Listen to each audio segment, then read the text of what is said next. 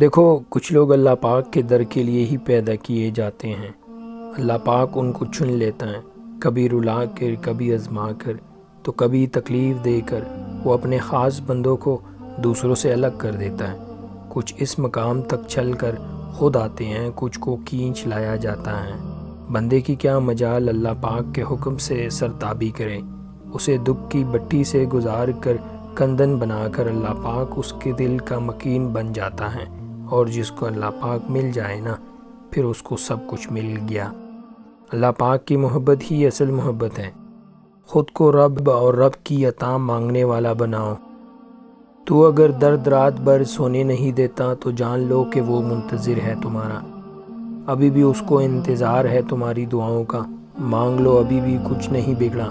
ابھی بھی وہ سب ہو سکتا ہے جو تم چاہتے ہو۔ ابھی بھی وہ سب مل سکتا ہے جو تم مانگتے ہو۔ ابھی بھی قبولیت کی ایک گھڑی باقی ہے۔ ابھی بھی تہجد کا پڑھنا مقدر پر باری ہے۔